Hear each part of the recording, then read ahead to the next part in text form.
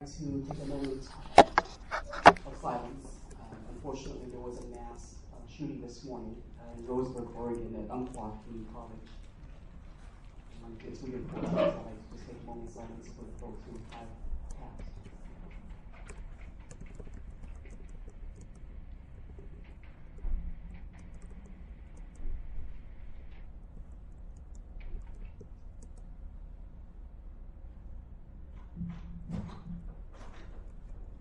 Thank you. We do have a quorum, so we're going to proceed with our approval of agenda. As you see in your packet, we are now using, again, the new PGC template. And we have added minutes for each item. So this is new to PGC. And again, this is a starting point. Depending on how things go, we might and will most likely adjust the minutes allocated for each item. But I just ask that we do our best to stick to those time allocation. And as you can see on the agenda, we've allocated 60 minutes for today's discussion presentation on the 5-year capital outlay plan. So that is the bulk of our time together, but again, that does not mean that we should spend 60 minutes. It's just more of a guesstimate in terms of potential time for this item. I thought you told me I had 90 minutes. So I've prepared 90 minutes worth of, oh, sorry.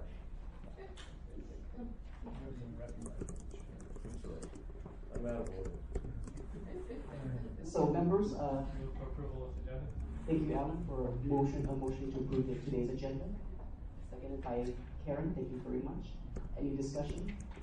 All in favor of approving today's agenda, please say aye. Aye. Any dissent? Concerns? Nay? Okay. Motion passed, thank you very much.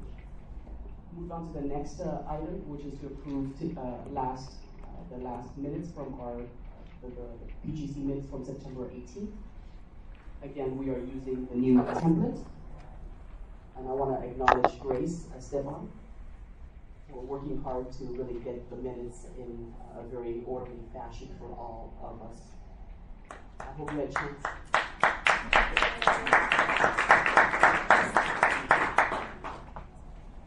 So I hope you had a chance to review the minutes. We'll spend another minute perhaps for those who have not to review the minutes. Again, moving forward, this is the template that we're going to be using so that the minutes will be as helpful as possible to capture, again, the discussion and the action items.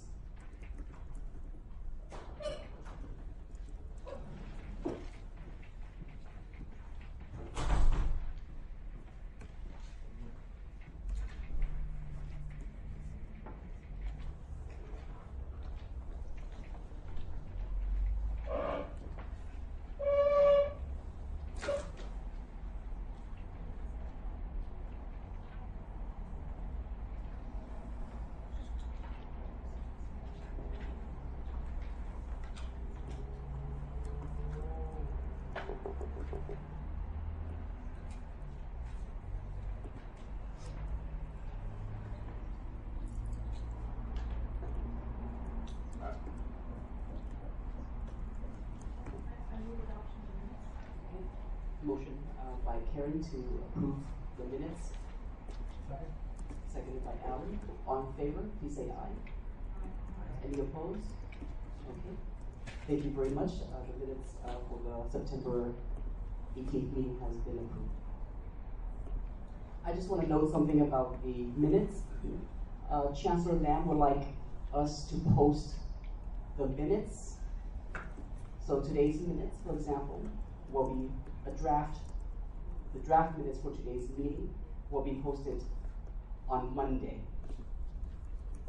by the end of the business day. Okay, so that is a request by Chancellor Lam. So we're working with Grace to again get today's minutes, draft minutes, posted again on Monday, which is 4 days away. Okay, again that's draft minutes. Folks will have access to of course, look at it, and we will, of course, make edits before the next PGC meeting. May I make one request for that?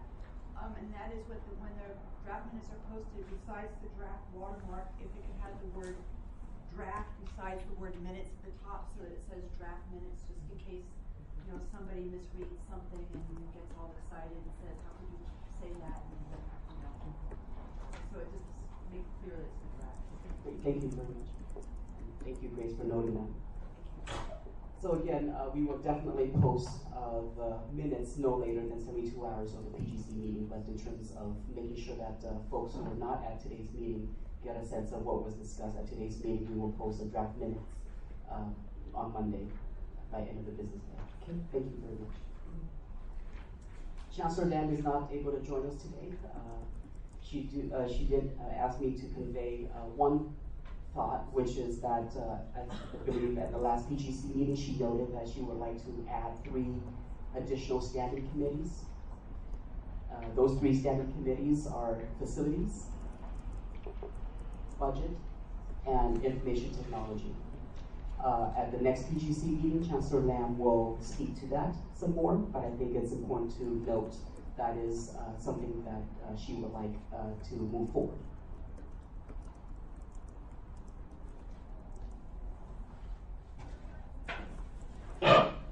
In terms of my chair's report, I just have 2 quick items.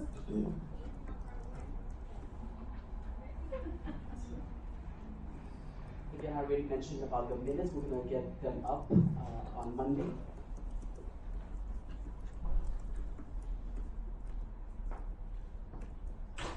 And again, if you have questions, comments about our time allocation, please let me know so that we can continue to make the adjustment so that it is something that is truly going to reflect how much time we need for each item.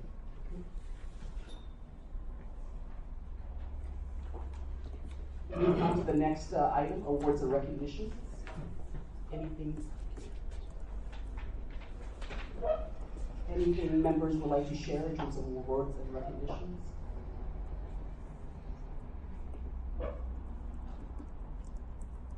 Anything from the audience?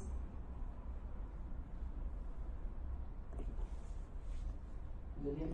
Can I put out, I should have thought of this in advance, but there's a number of awards that that we can apply for that we've just been reminded of, so excellent programs.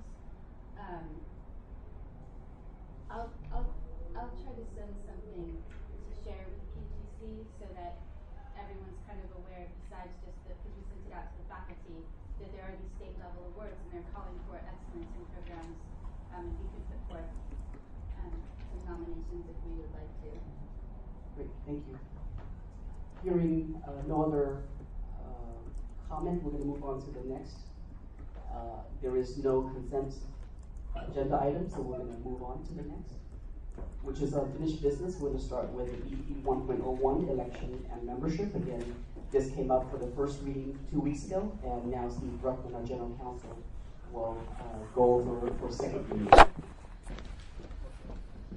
So this was presented for first reading last time. This is about reducing the compensation for the Board of Trustees because our FTES has dropped below 25,000. It's required pursuant to the Ed Code that the monthly compensation be reduced to $400 maximum. So the policy has been so revised. And there were no comments last time, so there's no change. If there are any comments this time, happy to hear them. If not, we'll forward this on to the Chancellor, then on to the Board of Trustees. PGC members, do you have any questions, comments? Thank you. Okay, so again, at this point, BP 1.01 will be forwarded to the Chancellor. Thank you very much.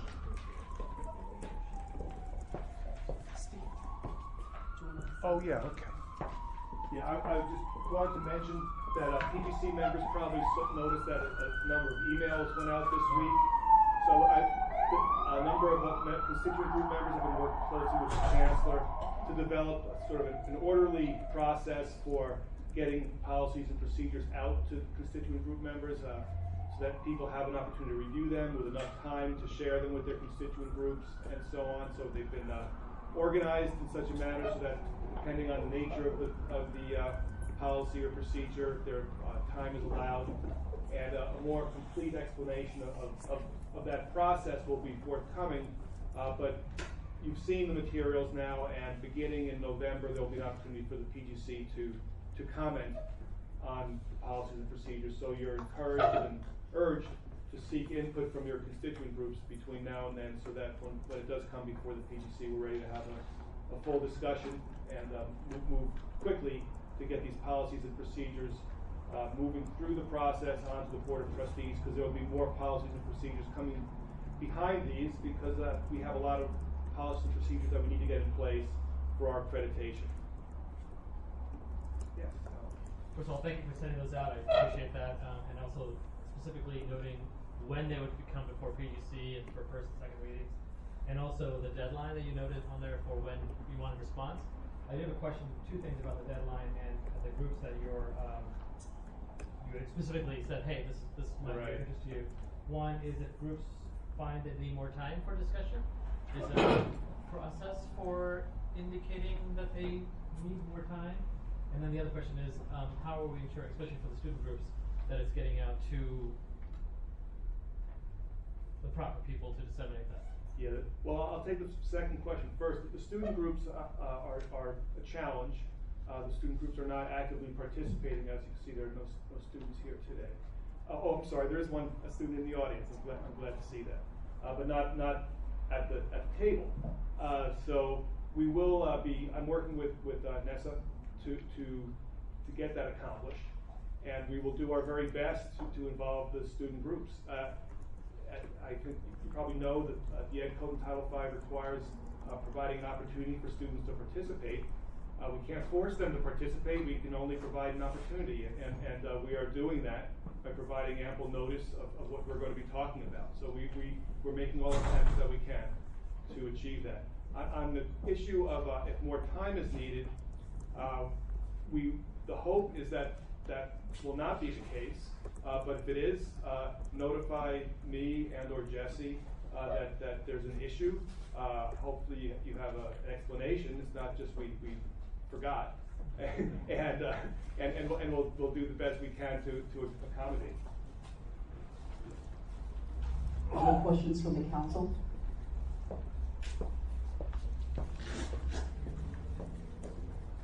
Thank you very much. Chief, would you like to come up to the mic, or would you like to? Can I do it from here? Legal preference. Mic right. Good afternoon. I'm briefly going to share an update regarding our PGC operational guidelines, in addition to external and internal survey that our work group are looking at. Most of the members overlap on these two work groups. So basically, for the PGC guidelines, we have met twice to discuss those.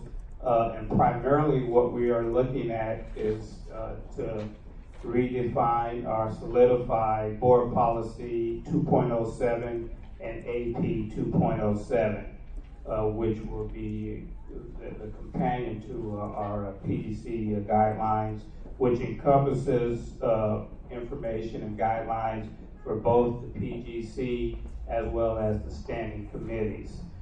We have had the council of our legal counsel, Steve Bruckman, is really heading the conversation. He's doing a real good job as we review that. So once the BP and AP is solidified, then the vast majority of that information will be placed in our PGC guidelines.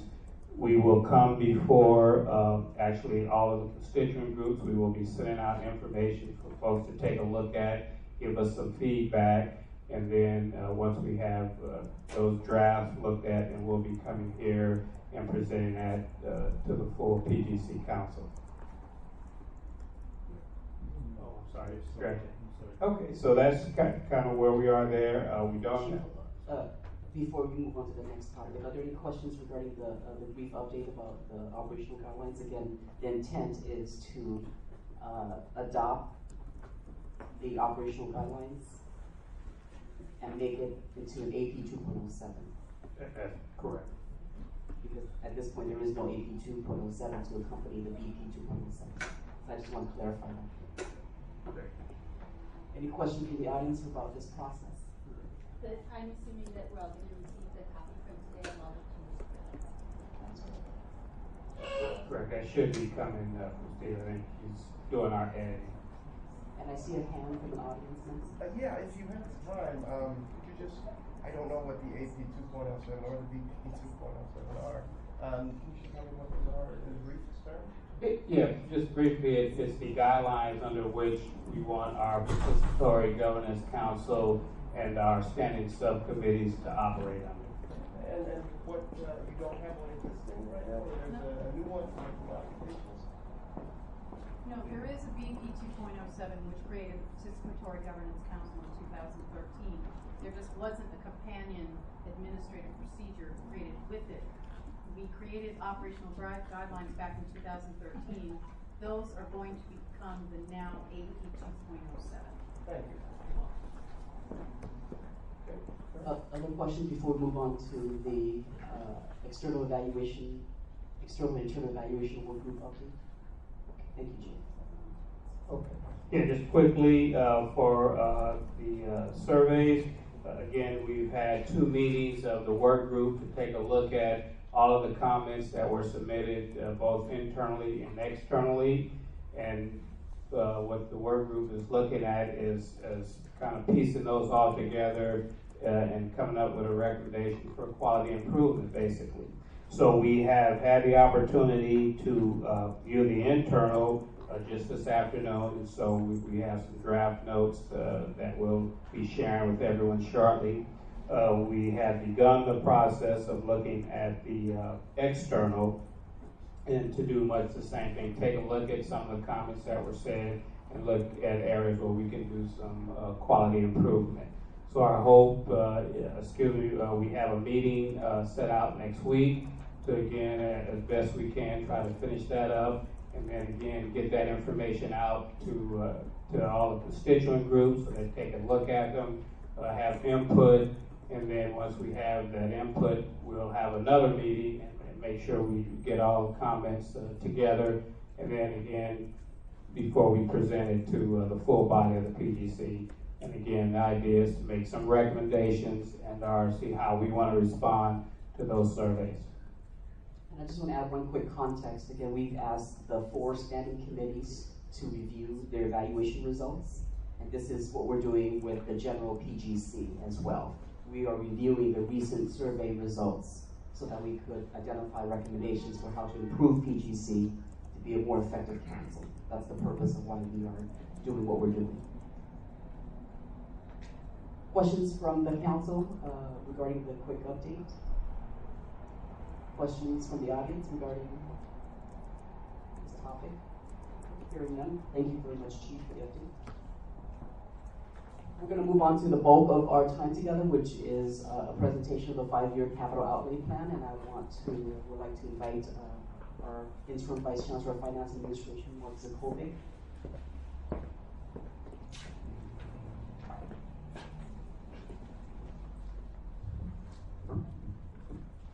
So good afternoon, PGC. I always feel bad talking to the 5 back of your heads. Is it okay with you? Is it okay? I don't want you to turn because then you'll have a crook in your neck and you'll be blaming me. But showing us things. no PowerPoint. It's all a handout. So, do we expect more? I've got about 4 or 5 empty seats. Are those members coming? Because I think I can use those handouts for people in the audience. Anybody in the audience wants a copy of the handout? We have, I think, 4 extra copies.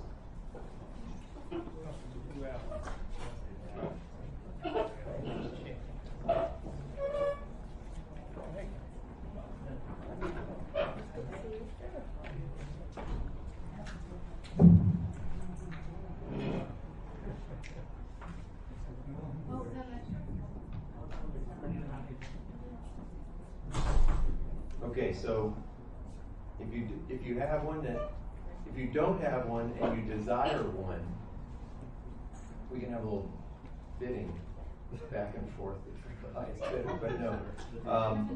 Get with someone, get next to somebody that has one, or I can always get your name and address and get you a copy. It will be, I am going to put this on the website, so it'll be there too. So first of all, before I get started with the handout that I have, I want to make sure that everybody understands that we, my department, didn't do a good job of developing the 5-year capital outlay plan this year and making sure that it was well vetted throughout the college community, and we didn't even make the deadline to the chancellor's office. And so, you know, my pledge is we're going to do a lot better job next time, and I actually appreciate the scrutiny that the plan has received, and it's inspired me to make sure that we do a much better job of this. That said, I want to assure you that even with the submittal that we submitted in early July of this year for the 15-16 year, I want to let you know that the funding that the district qualifies for, the funding that the district is in line for, is in no way in jeopardy as a result of this report, and that it didn't go through our process, that there are some errors in it, and such. So we're still in line, and I'm going to talk to you about that. So the first thing, I thought we should just do a real quick and easy sheet. So the blue piece of paper that was on top, kind of the what, where, why, how, who version of the 5-year capital outlay plan. So what it is that every year, each district in California is required to submit a 5-year capital outlay plan to the Chancellor's Office. And it's required by Title V and the California Code of Regulations.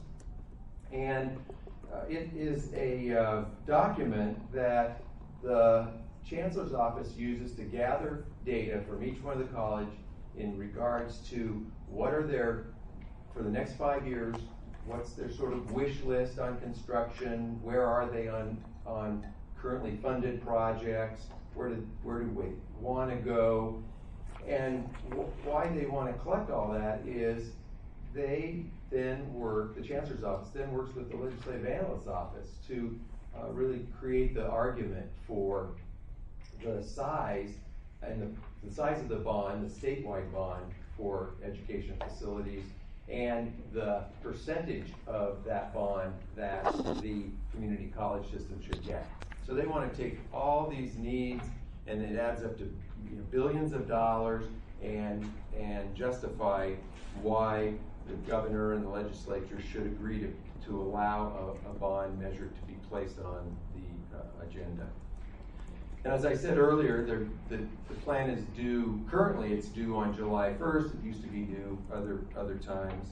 I think I've told you before, this is my 31st year in California Community College Administration, and so this is my 31st year working with 5-year capital outlay plans. They've been around a long time, so it's not anything new for the system. And as I note on the blue sheet, the submittal of a plan is in no way a promise of any funding. It's just giving the Chancellor's Office data to be able to size the request for the Chancellor's Office. Yes? Good question. I was looking into that funding, and I understand what you just said. In some cases it says state and non-state, or it says private. Is that because there are guidelines that in some cases we do not qualify for the state funding? Is that why I'm just asking. Right. And I'm going to get to that when I get to those goldenrod pages. Right, so sorry. No, it's okay. Hang on to that question. So, and I just want to make sure that people realize too, in that last paragraph in the what section, that the state does not fund construction or maintenance of parking lots and roads. So that's one thing, nor do they fund the acquisition of property. So if we wanted to buy a plot of land to build a new center, we're on our own. And we can use local money to do those kinds of things. So, and I think I also answered the why, about why they gathered the data and what they need it for. And it's the Chancellor's office that brokers the deal on the bond with the Legislative Analyst's office, who works for the governor in terms of deciding whether or not it's needed, whether or not it's appropriate, and what portion should the community college share be. And as I also said before, the when is that it's an annual submittal. Our districts have submitted it every year for the past probably 3 or 4 decades. And I guess I'm not surprised that some people might not be aware of that, but it is something that just happens as a matter of course in our facilities planning unit. And as I noted also, and this was a point that our Board of Trustees wanted to make sure was a possibility, is that if we see the need to submit a change for consideration in the current year plan, we're certainly able to do that if we'd like. It's not my recommendation that we do so, and I'm going to talk about that in a little bit, but we can. So the section on the back of that page, the how, this was interesting even as I wrote it, just to show you the complex mix of documents and data and sources of information that are put together for us to have a plan about what new buildings do we want to build, which ones do we want to renovate, to what extent, what are we going to do with our infrastructure. So we look at the district master plan, which is also sometimes known as the strategic plan. We use the education master plan, the facilities master plan, the space utilization inventory, the initial planning proposals, or excuse me, initial project proposals, and the final project proposals, the facility condition assessment reports that we have, seismic studies that we've done, capital outlay budget change proposals that happen. We use enrollment projections, local bond planning and bond funding, and we use program review.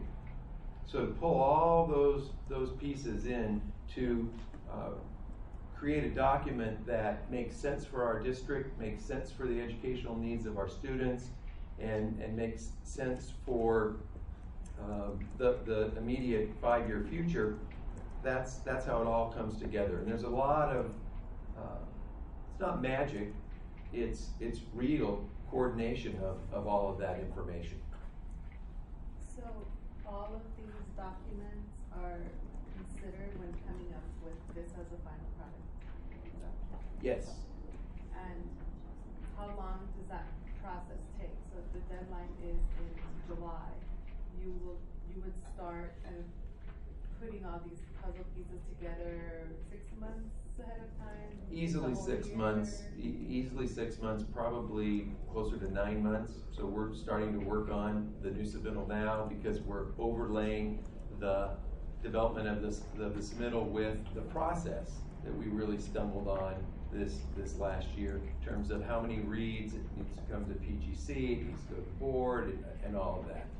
And is there a specific group of people who do this work, or is it someone's job to do it? Is it a committee effort? What's that process? You know, ultimately it would be my job. It's under my responsibilities, and we have a director of facilities planning, Fred Sterner. Fred, raise your hand. Hi. And Fred's office and his staff are really the worker bees that put it all together, and as well as a lot of these other documents as well to put those all together. And if I could just note something real quickly. So again, the report is due July 1st. So moving forward for this next 16-17 report, it would be ideal for the next report to come to PGC sometime in May when it's due July 1st. So that would be the ideal timeline. Yeah, it would come here in May, the board would see it in June, and it would be submitted early to the Chancellor's office. I was just gonna recommend April. Just because we're not here in June and May is finals. So It would we'll- be great to aim for April. Okay. I also would like to recommend April, even though the work of these are here in June and July. I think this is a great opportunity to get all the constituent input to have a better plan. And thank you, that's very important, and we'll do our best to again. Yeah, work- no, thank you for that. Yeah. Yeah, some of you that have been working with me the last few months have heard me use one of my many axioms, which is we don't do our best work when we rush. So we don't want to be in a situation where we're rushing, calling special meetings, and all of that. I want people to feel that it was thoroughly vetted and again, understand that it's one piece in a kind of a complicated puzzle. But it's the piece that keeps us in line for any possibility of funding with the statewide bonds. So kind of answering your question, the next section, who, it's the Facilities Planning Department and the Office of Finance and Administration that are responsible for the annual submittal. And we're supposed to make sure that it goes through the participant process here at the college. And again, you have my pledge that we're going to do that in the coming year. We work closely with a facility planner in the Chancellor's office who is assigned to our district and has visited our district. We bring them from Sacramento often to show them some of the conditions of some of our buildings, and it helps sort of bring to life the needs that we have. So, and Fred's like, it's his BBF, or BFF, excuse me, BFF is our planner in the Chancellor's office. And the where is that we want to have all this information available to everybody on the web. And some of the documents are available through the Chancellor's office website as well, as you drill into it and see our district. And then I listed my contact information and Fred's contact information for that. So the next document is the Lavender document. And what I did was take that 215, 20-page document, and I just pulled out the summary sheet, which is the page number 1, the top sheet, and then just the synopsis of each of the projects, each of the 11 projects that's listed on there. And again, we didn't do our best work in terms of coordinating the explanations of these projects. Certainly the first 2 that have been funded have had the preliminary project plan approved, have had the final project plan approved. It worked. The definitions and the explanations are certainly sufficient.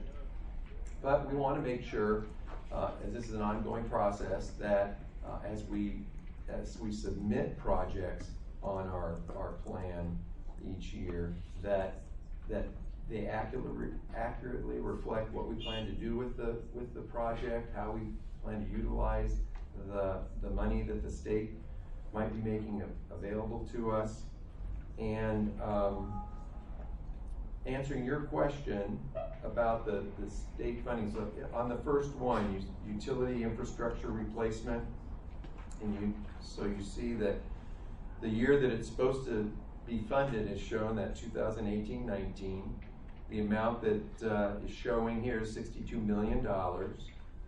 And the PWC, so P is preliminary plans, and then W is working drawings. So those are 2 steps that the architects really are responsible for, working closely with us and the facilities committee, input from the PGC, and kind of bring to reality the design, what we're looking for. And then C is construction, and then E is equipment.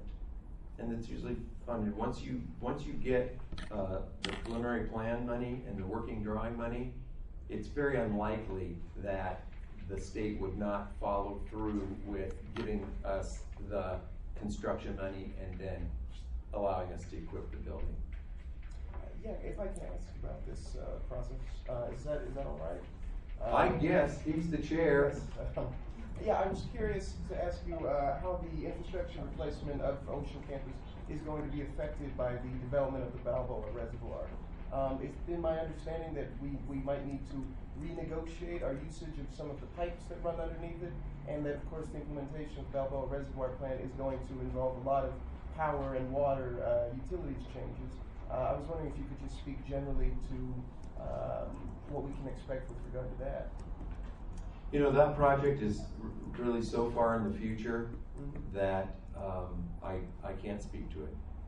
We met with the city just yesterday, and it'll be at least 2 years before the city's even ready to start really looking at planning and what that will have to be. But the district's always worked cooperatively with the city. We've always had the support of the city and the county, and so that, you know, infrastructure and utility lines and all that, it's just part of the process that works out and who's going to pay for it and all that. That answer your question? Sure. Thank you. And I just want to note that item that you're mentioning is not in this plan. I think I saw members' hands, so we'll start with Jill, I think it's Karen. Well, first of all, for members of the public, I would like to ask the chair to help the note taker in some way if they need to introduce themselves, whether they're a student or staff or a community member, or whether they need to even be identified at all. Just however we can help the note taker, because Grace does a wonderful job, so everyone needs to be done with that. And then I have a question about this pink sheet, and this first page here. On Okay, the pink sheet, it Jill? says, yeah. Can you hang on? I'm going to get there. Sure. I'm not done with the purple. So I just want to ask council members, do you have questions as of now, before we again let Mark continue in terms of his presentation? I know Karen, you had your hand up earlier, and then we'll go to Lonnie and Lynn. Perhaps he's going to answer my question. I'm really doing through the presentation. Lonnie? Mark, most of the projects on the purple page have not started, right? Correct? Even though None of them. downtown campus modernization. Correct. Okay. Yeah. So that was my question as well. Could you state again, I know you said it, but I need to hear it again. Which ones of these are already funded? None of them. None of them. None of them are funded. None of them are funded. We've been. No. No. Ocean Campus, remote John Adams? No. There's more to do. It gave dates of 2005, 2006. Well, so that could be a mistake because this is a forward-looking document, not a backward-looking document. So for some reason, if those are the projects that have already been completed, they should have fallen off this list. And you can see that this is a computer program generated list, so there's a glitch somewhere. So would it be safe to say that, Mark, number 9, 10, 11 on this lavender page should not be included? 8. I'm sorry, 8. Yes, 8, 9, 10, 11. Yes. Fred?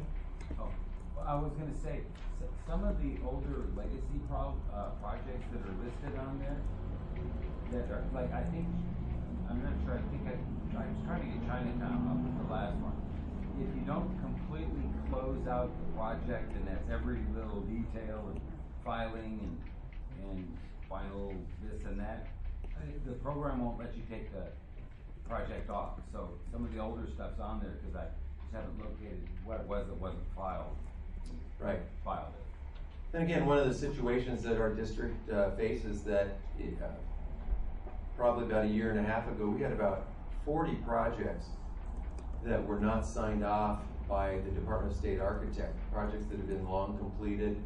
Fred did a lot of work working with the consultant and closed out about half of them. We're down to about 14. And we have 14 remaining. Last month I signed one from a project back in 1998. So somehow we got way behind the 8 ball, and it's causing complications not only for this document, but other documents, our space utilization document, our bond planning and bond budgeting document, and all that. So we have work to do to pull it all together and line it all up.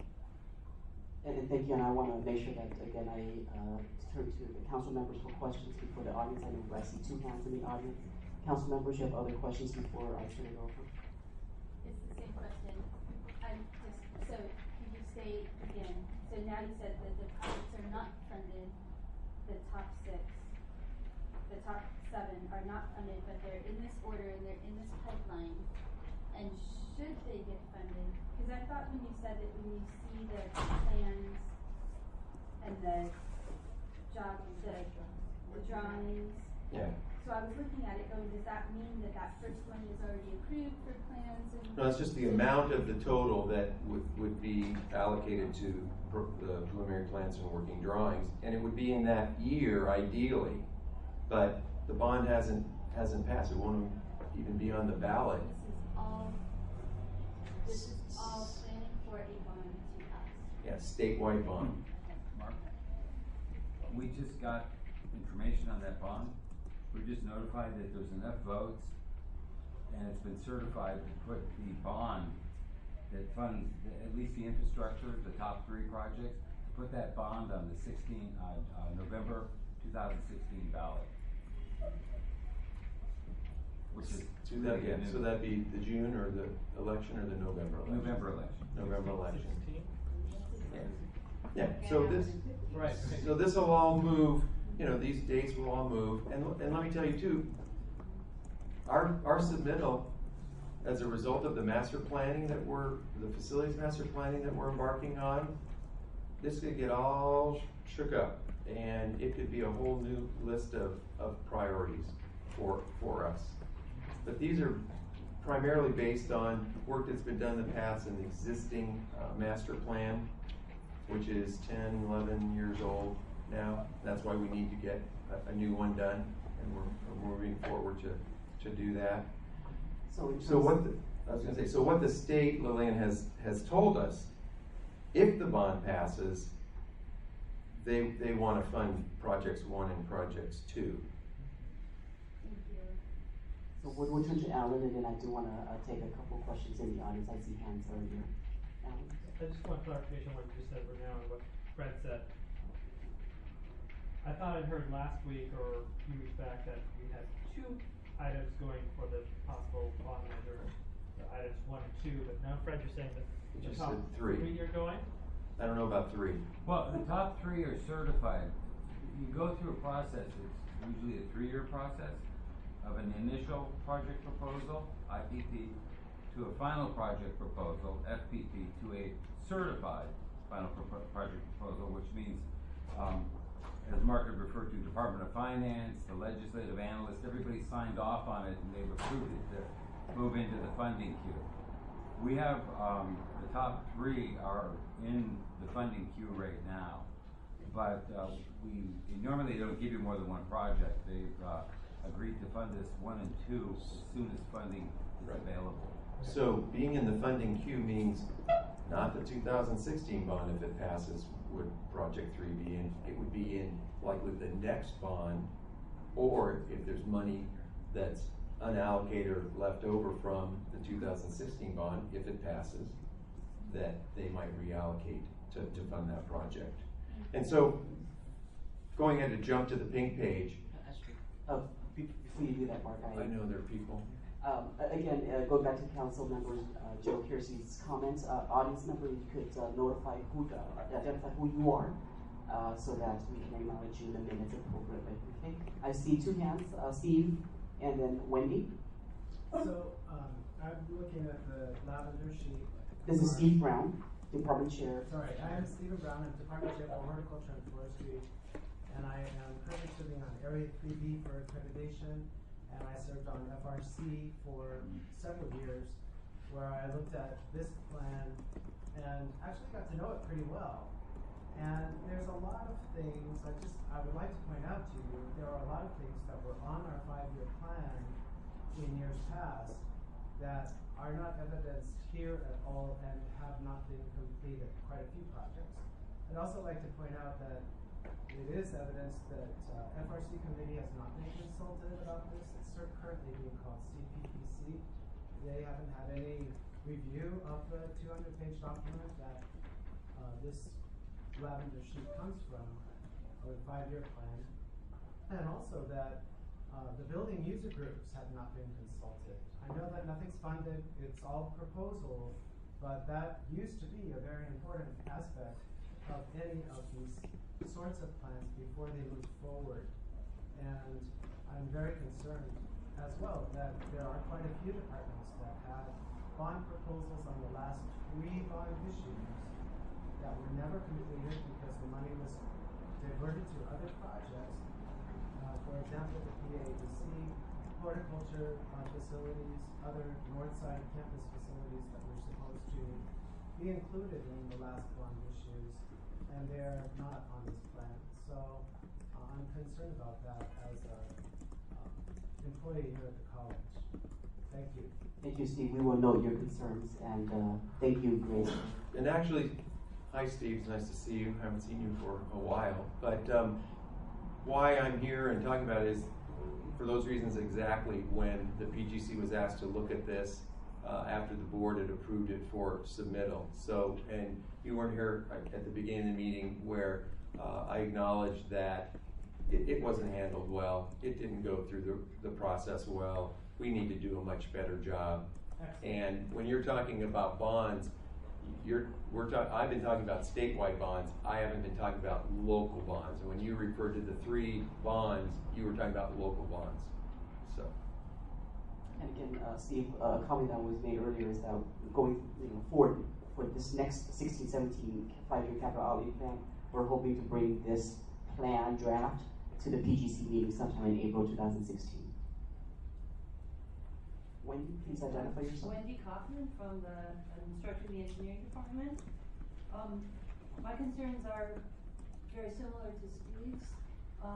Was the Performing Arts Center a local bond or a state bond? Local bond. It was a local. But you do have line items that say non-state, so. Yeah. So well, we don't know. The science building is also non-state. Yeah, we don't. I guess my bottom line concern is why isn't Performing Arts Education Center on this list? It has been for the last 20 years, and this is the first time it's not. Okay, well, but you're the one that put it together, you and Fred, so you must have made that decision. Fred has his hand up, so. Okay. Okay. So that's my question. Actually, I'm not admitting anything illegal or false, but actually, you're supposed to have your capital outlay plan complete, and then that would form the basis of this 5-year plan. It's sort of data extracted from that. Because of our drop in enrollment, in terms of obtaining funding for any expansion, growth, or any of those type of projects, and if you look, I think Mark included it in his write-up, we were over capacity, the state would say. And what we did, pending the master plan, is we went after what we call A projects, which are infrastructure, seismic hazard, code issues. And in many respects, these are not really new buildings or new projects. They're really big, maintenance projects, like doing the infrastructure. We have transformers at PCBs. We have, this project, the infrastructure takes out all those and puts in a whole new distribution system. So these are things to upgrade our infrastructure right now, so that when we do build new buildings, that infrastructure is fully capable, up to date, to support those new buildings. We currently run a single loop water system that's called, you may know, Spigot and Hub, which is the old mostly you see it in sewer lines, it's got oakum and lead joints. This takes that out and puts in a dual modern system that's a fire loop and a separate potable water loop. So a lot of this is really big maintenance work. We're upgrading this because we wouldn't qualify for state funding because of our enrollment status. Thank you, Fred. So Wendy, let me just add to that the project that you see on the list, the Diego Rivera Theater and Arts Build, you know, there is confusion in the district about what is that project, and is some part of that project and that funding really the PAEC or not. And so what the board has directed us to do is that we're getting cost estimates on the plans that were drawn for the PAEC, right? Did I get that right? That's right. And to take a look at, because there's a lot of legend and lore that's it's 80 million or it's 140 million to build it. So we want to find out what it is and whether it needs to be cost engineered to a more realistic budget, and if it can be developed in the argument made that we could line it up for some state funding. As chair of the council, I want to do a process check.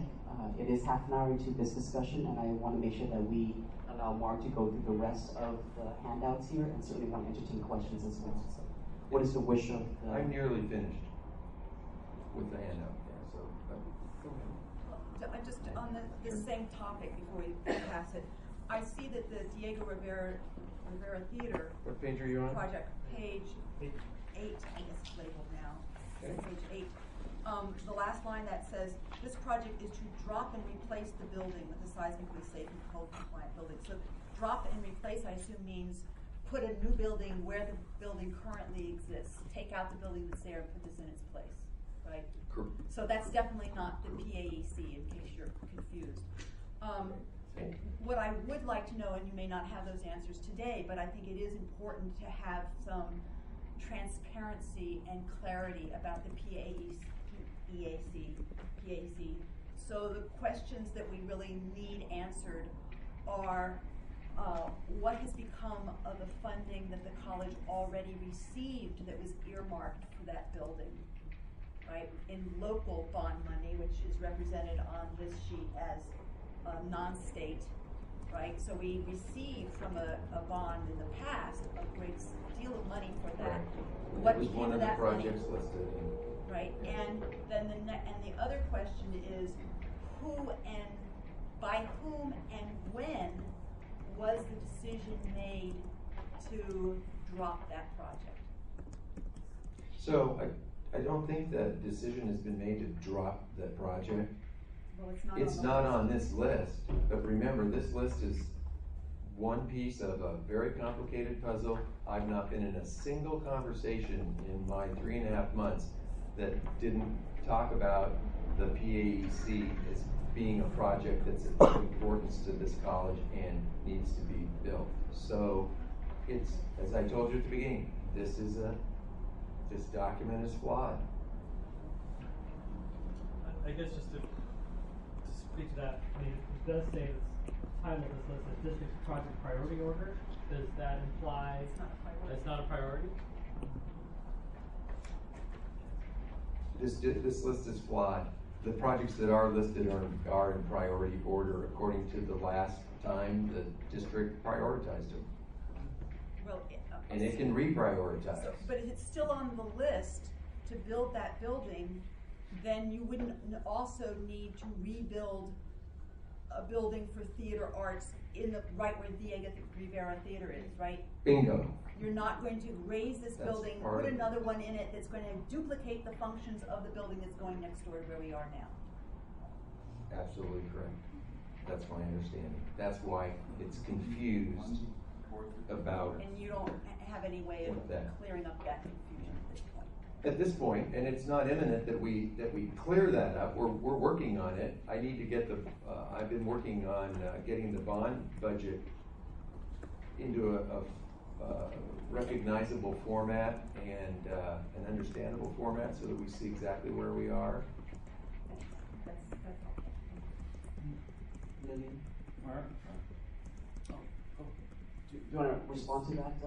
Well, the to add? Performing Arts Center is still in this process, it's listed, instead of a planning, it's moved to the project phase, it was actually funded and started. So if you go to the fusion module that comes after this initial planning phase, you've got the Performing Arts Center, it's D1.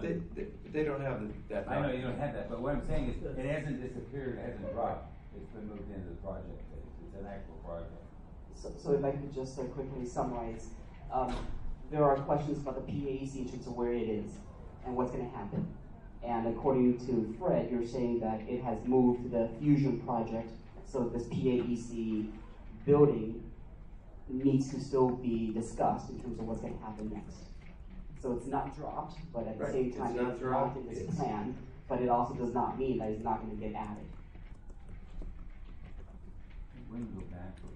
Is that what I'm hearing? It could be added to this list in the future.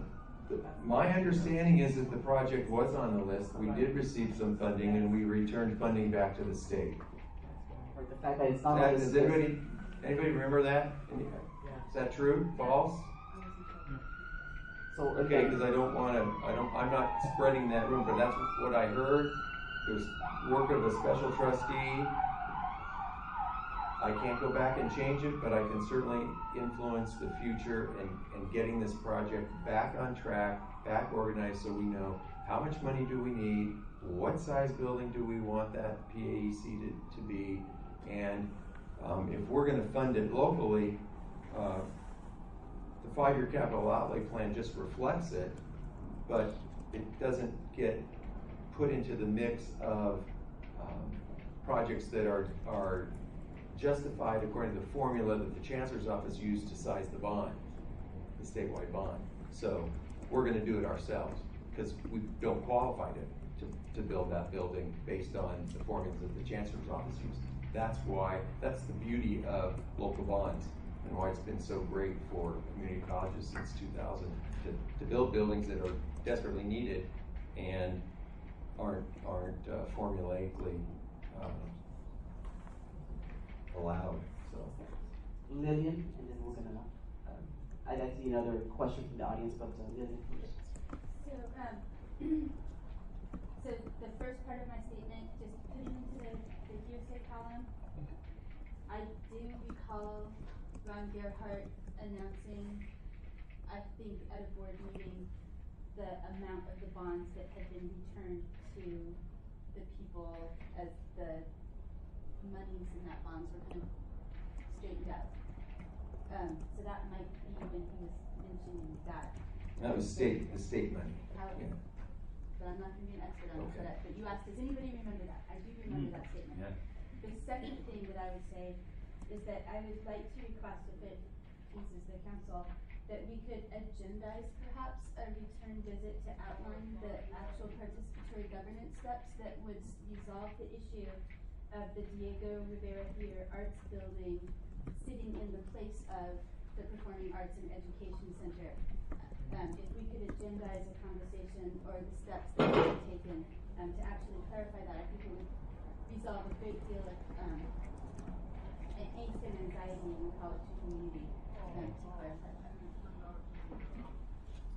My recommendation would be that we do exactly what you just said, but would be in the context of the development of the 2016 5-year capital outlay plan.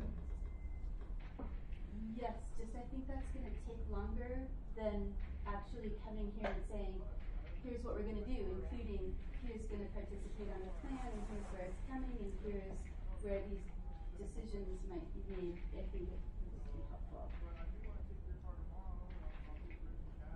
Okay. I want to note that. Thank you, and we will certainly discuss that. Let's go to Jill, then we'll take the audience member question, and we'll certainly go back to Mark and Jill. I just wanted to sort of repeat and amplify what Lillian said is if the council can agendize as an informational item the status, whatever word you want to use regarding the Performing Arts Center. As Mark mentioned, he's been here 3.5 months, so it seems like the information that we're getting here is based on random people that happen to be here and their memory. And so I think it's an important topic that we should revisit it at another time where we have time to hear the information once it's collected. So just to respond to that, Jill, I think that's exactly what we do need to do. I don't want us to get at cross purposes with the movement that the Board of Trustees is making towards the project. So that's why we're getting the cost analyses to see what the building that was approved, that the state gave us some millions of dollars to help build, that we turned back. Okay, what is it? Are we still talking about a very, very, very large building, or are we talking about a scaled down version? Anyway, they feel the first step is the plans as drawn. How much will it cost to build this building? So what I've so heard. That's what we're working. Again, I've only been 3.5 months, but I think the PAEC already went through all the process, and then it stumbled, and we're trying to pick it up and see, is it okay, or does it have a broken leg, or what's up, and then figure out the funding. So if it's okay with the council, what I've heard is that Lillian requested, and Jill, you also requested that this PAEC item, this for discussion, should be agendized at a future PGC meeting. And again, it will be informational, and we will ask Mark to sort of identify where things are so that we have a sense of the status of this project. Is that what I'm hearing from the council? So is that okay with the council to add this to a future PGC agenda? And we will determine when, after we have conversations I about would the timing. suggest that we do it after the new appraisals are in. So thank you, council members, for adding that to a future agenda item. We're working with the November, so the end of November, we think we'll have them. So it probably might be a January kind of conversation here. So we will work that out in terms of when we bring it. Again, this is in consultation with the agenda review work group. Lyndon, I want to acknowledge the students in the audience, but do you have a quick comment? Well, my quick comment would be I just wanted to specify that there's an informational item on the type of decision-making process that we would use to disentangle this line item from the path is separate from the status of the path. Thank you. So again, please identify yourself. Yes, hi, my name's Otto Pippinger. I'm here from the City College Guardsmen. I was just curious about the bond that's coming up in November that you mentioned. What its provisions are. Next November, November 16. Oh, I see. Okay, not November 16. Sorry. Yes, November 2016. Okay, now that would be a bond for statewide educational facilities bond, money to be shared between the K-12 system, the community college system, the CSU system, and the University of California. So now that it looks like they have the votes, the wrangling will proceed in earnest about how much do we get, how much do they get, why do you, and all that. So, but we don't have to do that. It's the Chancellor's office has the lobbyists and all those folks. I want to acknowledge that this is very good in terms of asking questions and engaging. I do want to turn over to Mark to continue his presentation, and we'll certainly continue to engage in questions. So the purple sheet is just like I said, the 11 projects, the summary on each of them. We clarified that 8, 9, 10, and 11 aren't closed out with the state yet, and that's why they continue to stay on this list. I left the page numbers of the pages in the actual submittal, so if you had the whole thick document and you needed to find it, they're up in the top right-hand corner. And if you have any other questions or clarifications about projects beyond what we've already talked about and what we're going to be doing in terms of confirming the process, let me know. The pink sheet is the document that the Chancellor's Office is working with. These are all projects that have been through the process, they've been vetted, they've had their preliminary project proposals, their final project proposals.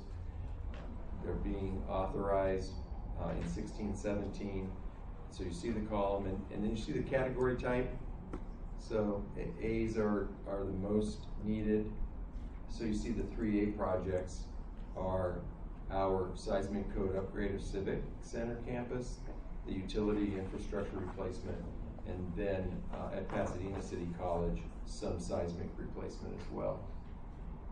And then the B's will be the next ones, and the C's will be the next ones. But it'll all, the final numbers will be as a result of the legislature, the Legislative Analyst's Office working to size the bond. And then, let me just, okay, no, go ahead. Now that we're on the pink page, back to my question. All right, so we've got seismic upgrade for Allegheny Center and City College utility infrastructure replacement.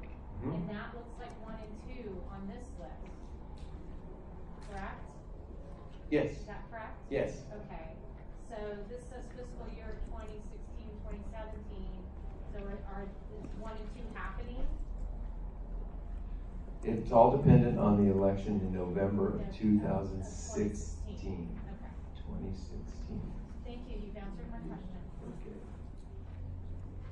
And the last document is an old document from the Chancellor's Office, but in terms of the general process and the sequence of events, in terms of the capital outlay project, I'm just providing this to you. So if you want to kind of see how it happens, you see the first column is what the state does, and then what the California Community College system does. You'll see under step 6, where they call it the 5-year construction plan. It's been changed to the 5-year capital outlay plan, and then see the other things that have to happen. And it also gives you some of the definitions that we use in the development of the projects and this 5-year capital outlay plan. So it's just for your edification. And there's some dates in there that are incorrect.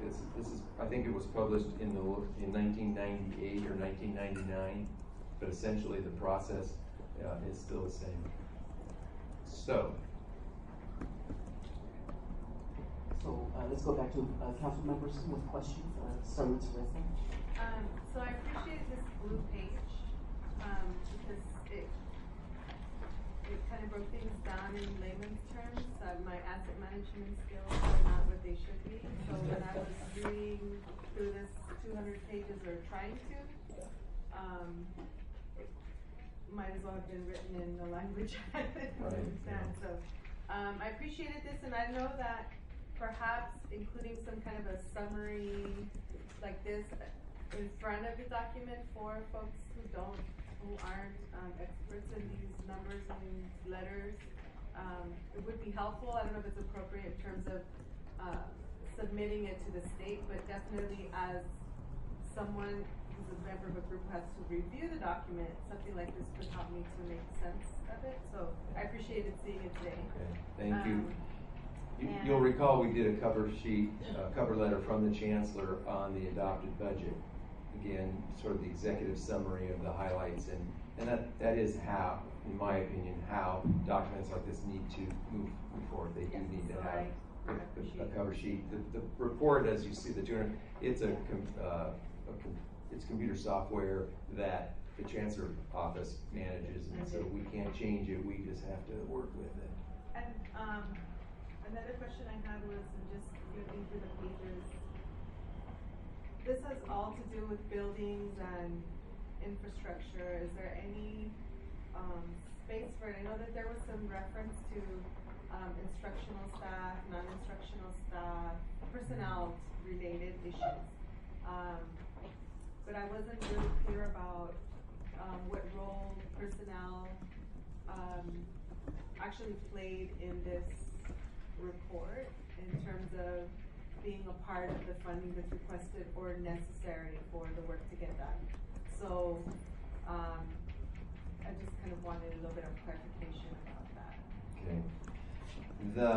There are numbers regarding personnel that are in the 5-year capital outlay plan, because it's part of the formula based on how many students we have, how many senior clerks we have per FTES, and how much room do you need in a new building to house those, or are you going to move them from an old building that you're going to tear down, and they do all that. Unfortunately, it doesn't include any funding for additional staff that we might need to operate the buildings, and that becomes incumbent upon us when we develop a budget to say, oh, you know what, in August we're going to be opening the new observatory. We're going to need this many people to run that program. We got to budget those. Right, because I think you might have heard, even if it's been 3 months you've been here, you might have heard stories about buildings opening and not having enough personnel to do, teach, to clean, etc. Right. So that was a concern that I had, and I didn't know. I wanted to ask you because I didn't know if that might be a separate line item somewhere else in the software and another chapter of this book. I wasn't sure, but I just wanted to express the need to really consider personnel, ongoing personnel needs in these projected budgets.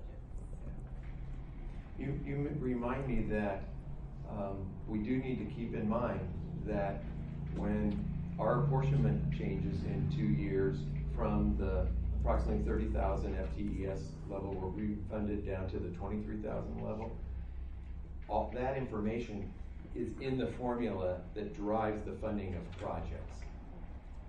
It won't affect, in my experience, it will not affect these 1 and 2 projects that'll be funded if the bond in November 2016 passes, but it will impact the priorities that the state puts on future projects, because essentially they'll say we're overbuilt for a student body of 23,000 full-time equivalent students.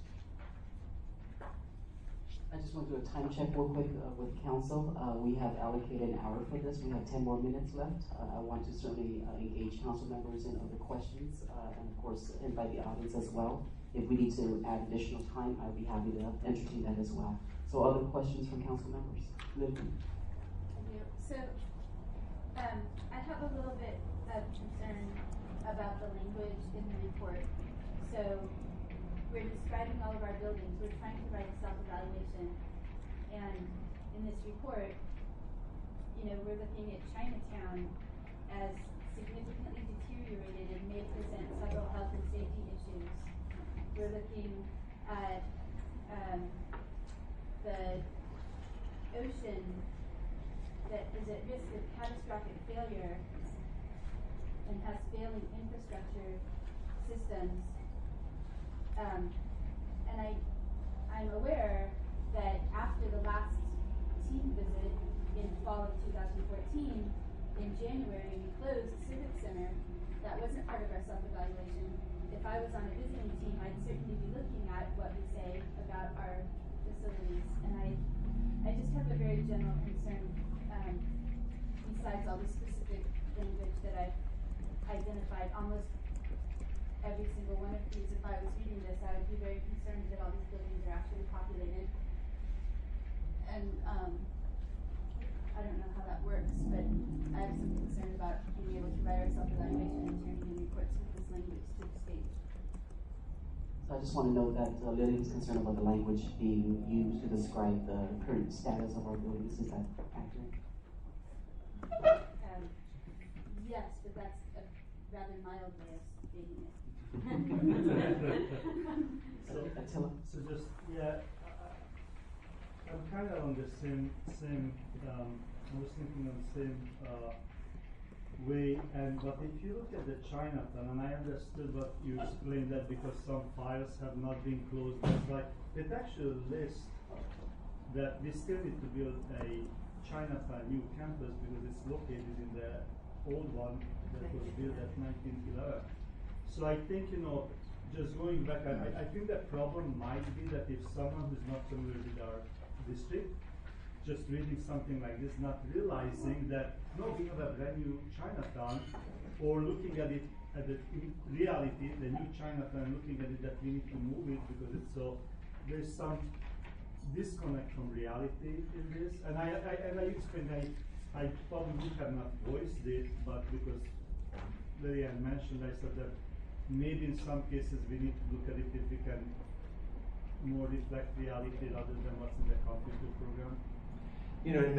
In many respects, the 5-year capital outlay plan is a marketing document, and it's the need statement, and so we're advised to use words like catastrophic and things, but we also edit it with the help of the folks in the Chancellor's office, and they are in tune to what the Department of Finance and legislative analysts, what they sort of pay attention to.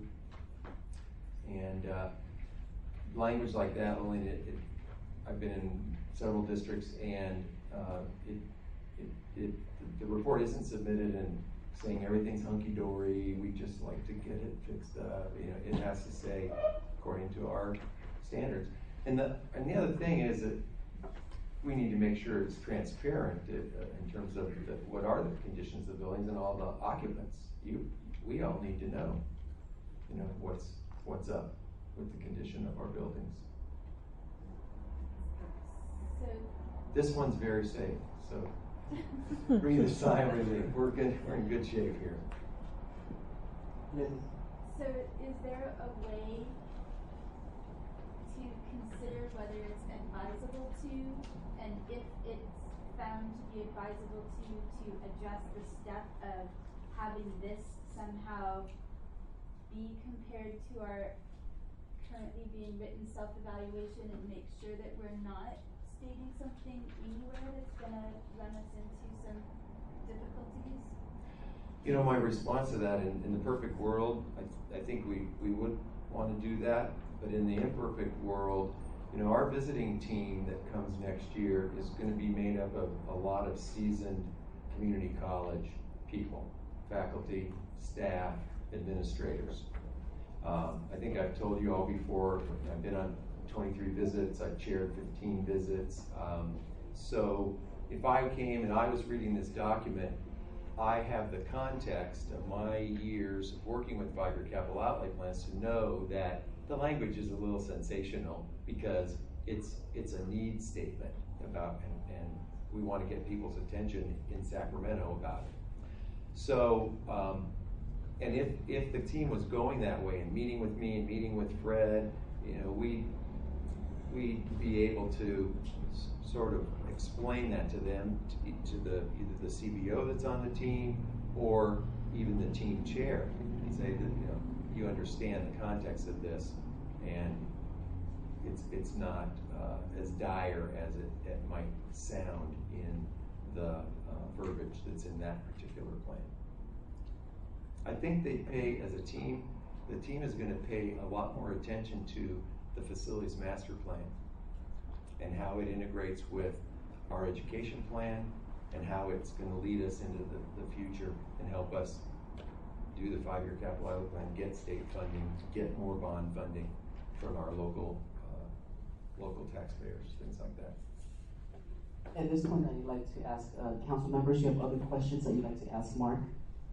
Comments? Okay, hearing none. Audience members, we'll spend perhaps a couple more minutes. Yeah, very quickly. Again, my name is Kippinger. I'm just curious about the construction times listed for some of these projects, specifically the Cloud Hall seismic retrofit, science renovation, and Diego Rivera seismic renovation.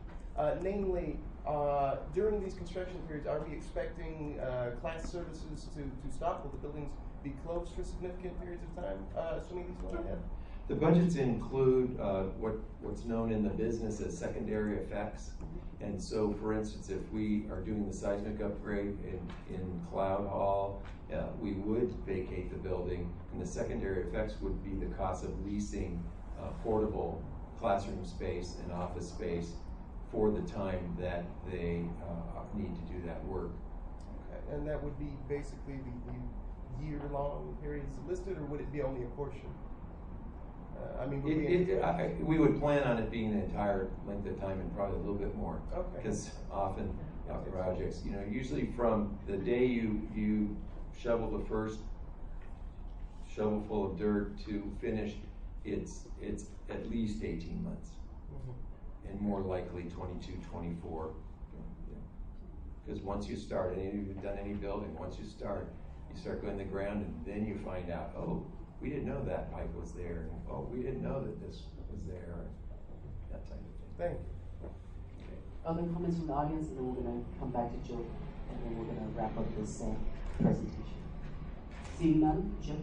On page 33 of the report, there's a utility infrastructure replacement that includes something called video surveillance. What is that for? This is page 33 of the entire 200 plus report, so most of us don't have that. Well, I'm going to guess that includes a video surveillance system for the campus so that we can see what's going on. And if we want to consider it, we have to put it up front on the features list. If we submit it without it, and then we get into designing and say, oh, we should have a video surveillance system. You know, and it may be for computer labs, you know, and other secure areas, things like that. We'd have to find the money to add that to the project. So you describe the Cadillac in this process, hoping to get the Impala. So I thank yous. I want to thank Mark for answering some very, very, very good questions that you've raised. Thank you very much, Mark, for the preparation to be here this meeting and to answer the questions.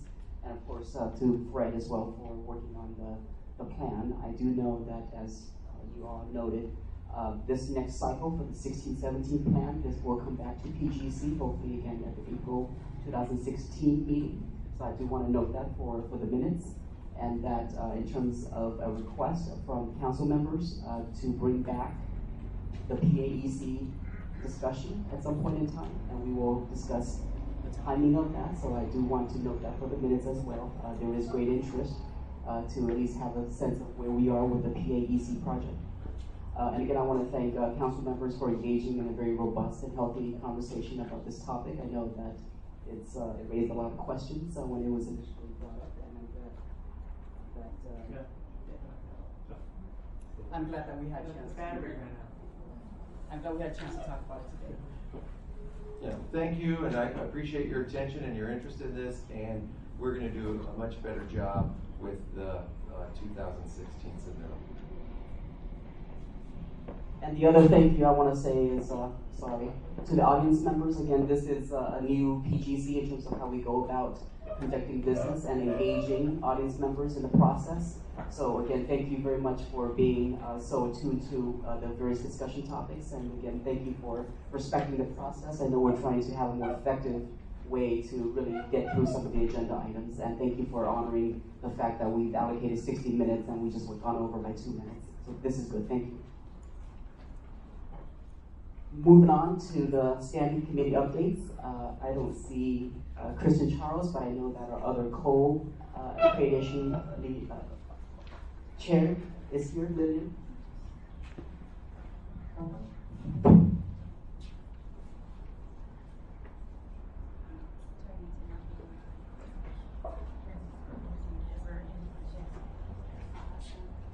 right.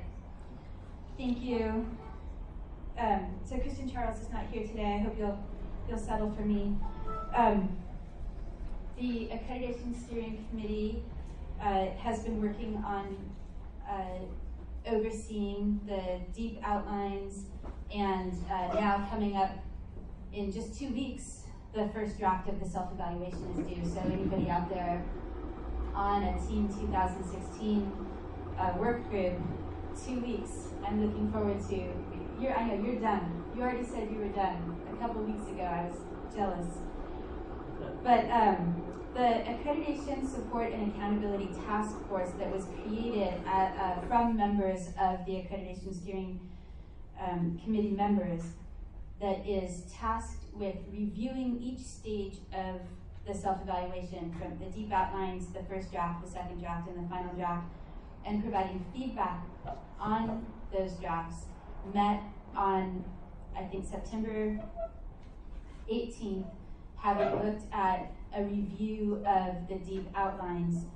And we had a couple of findings that we have shared with all of the Team 2016 work groups. So first off, after reading holistically the deep outlines, we felt that there was a reminder to all of the teams that we're supposed to be focusing on continuous quality improvement, that the outlines needed a little bit more attention to designing and implementing ongoing and systematic cycles of evaluation, integrated planning, and resource allocation. We also wanted to remind the teams that we're supposed to be analyzing programs and services and using data to do that. So program review data, achievement data, SLO data. We were finding that that connection perhaps wasn't as detailed and that analysis was perhaps not quite as deep yet. And then the other thing that we noticed was that a lot of our tone of our self-evaluation is still on processes. We are writing really excellent descriptions of our processes for getting things done, but the 2014 standards are focused on outcomes. And we haven't quite made that shift yet to actually talking about the outcomes of our processes. We're still talking about the processes that we're doing and need to kind of make that shift. And that was a key feature of the shift between the 2002 and 2014 accreditation standards. But that piece we're really good at writing about. We're really good at writing about our processes. And then, so that feedback went out to all of the Team 2016 work groups, and we're hoping that when we read that first draft of the self-evaluation, we're going to be looking for those improvements in it. And then the other item that we're working on is the quality focus essay. It is a new feature of the 2014 standards. We need to pick a topic at this institution that we want to write an essay about, something that we've done a super good job improving on, or an area where we really shine, and perhaps a reflection of the angst and turmoil that City College has been going through. We're experiencing some angst and turmoil in identifying what we do really well, and that's so many things very right. Like, So our favorite child. I'm going to text you so that you come to the next meeting to discuss this. So, So we're going to take that topic up again on October 6th and see if we can't narrow that down.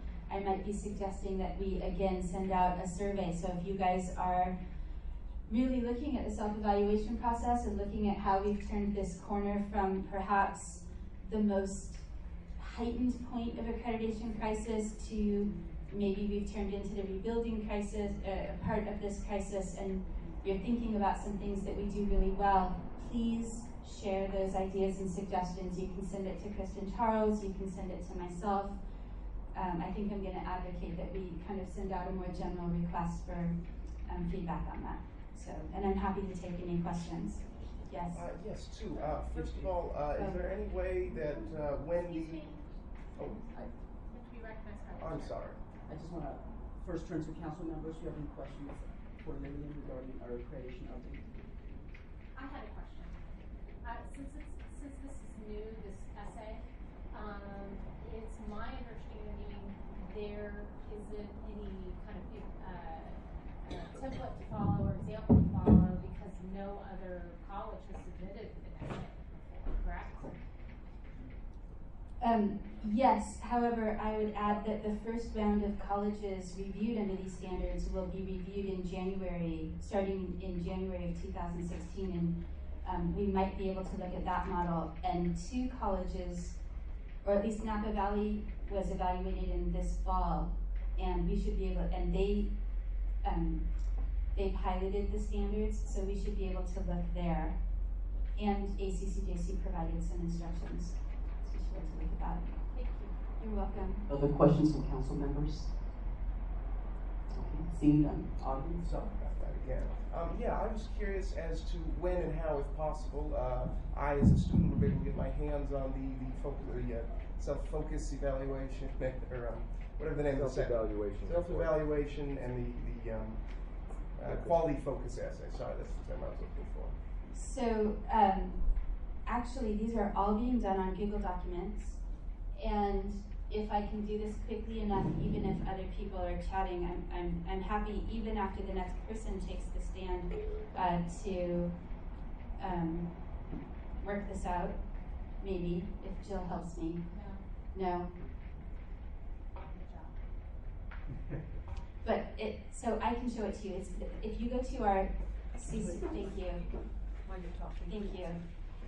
They know me. They know that I can't multitask. So we have, the City College has an accreditation page. So if you go to ccsf.edu/accreditation, you'll find a link to the 2016 self-evaluation page. And that page actually lists all the team members that are on the writing groups. It lists the instructions.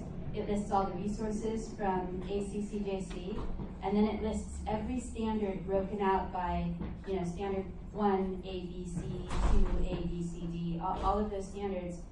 And you can see the deep outline for those, the action items you need to take. It's right here. So if you click on self-evaluation, then you see here every single one of these is a Google document that you can actually watch the editing and developing of this self-evaluation live, right? So, and it's available to the public, and we could really use students assisting in the writing of this. And so I realize you're writing for the Guardsmen, and if you wanted to put a plug in there for student participation. Yes, certainly. That's an excellent idea. Yeah. And my second question was, could you give me the rest of the specifics about the October 6th meeting? Is that open to the public? Yes, that meeting is open to the public. That meeting is taking place on October 6th in Wellness Room 321 from 3 to 5. And if you check the PGC calendar, you will be able to see all of the Accreditation Steering Committee meetings posted on the PGC calendar. And most of the meetings at City College are open to the public, and students are always welcome to come in and observe and join in the conversation. We would really love to see the students there. Thank you. You are most welcome.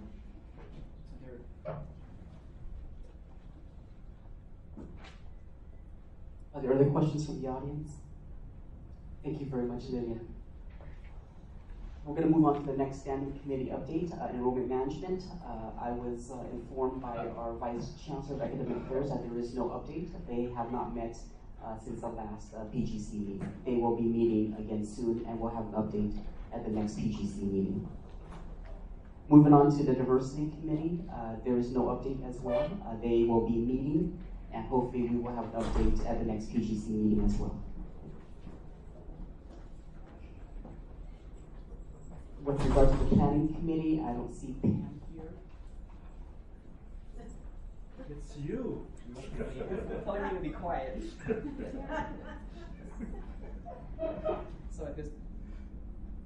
So this one works, Jesse. It might be you. You have some sort of magnetic pull.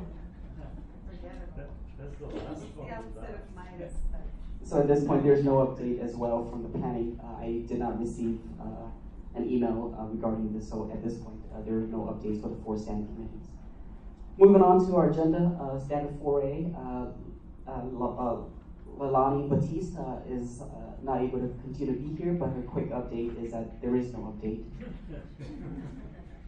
Again, we are working in terms of the operational guidelines work group, which Chief Barnes gave an update about, and we are also working to, again, continue a conversation regarding a PGC external and internal evaluation, which again, once we have the list of recommendations, will be shared with PGC. At this point, that takes us to public comment. I do not have a blue card, so that means nobody has submitted a request to make a public comment, but that does not mean that you cannot make a public comment. So let me start with Lillian, and if others would wish to make a public comment, please identify yourself and do so.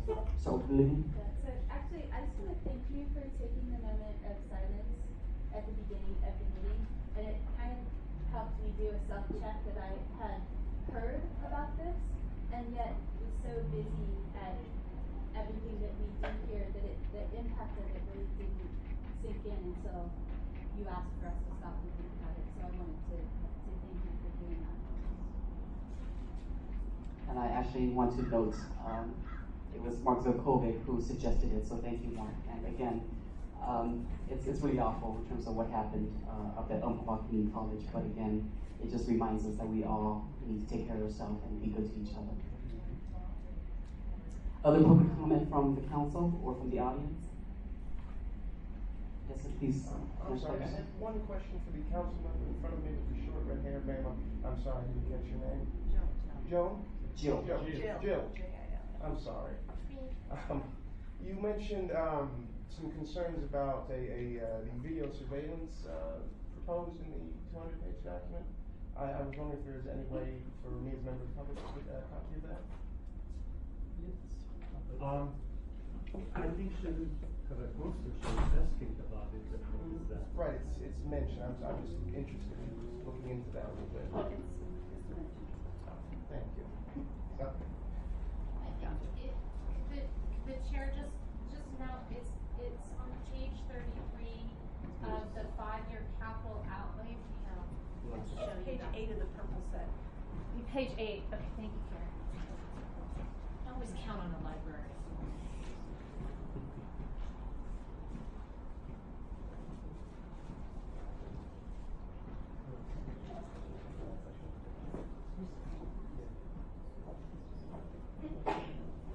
So if you look up on the screen, we're at the Participatory Governance Council webpage, and here's the 5-year capital outlay plan on the agenda. Okay. So again, if you go to the PGC webpage, you can download the 200+ pages if you wish. And I know that our Vice Chancellor did note that he will share the handouts that were distributed today so that we will have a PDF of all the documents for today's meeting available on the webpage. Other public comment? Okay, thank you very much. The meeting is adjourned at 5:12. Thank you very much.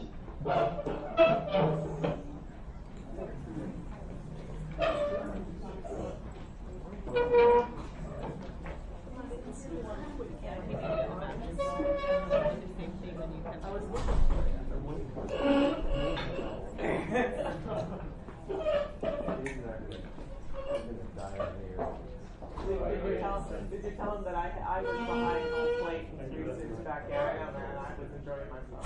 That was a game, though, but nice to meet you. Yeah, but nice, but kind of a boring game. Hello. Good talk, but I guess you guys said you want to talk about it some more. This is like stupid program. We had a resolution passed to make sure the kids on stays being discussed. And you heard that part of the conversation? I heard some of the discussion. Fred said, yeah, it's something. It's not your plan, of course, but of course, as you know,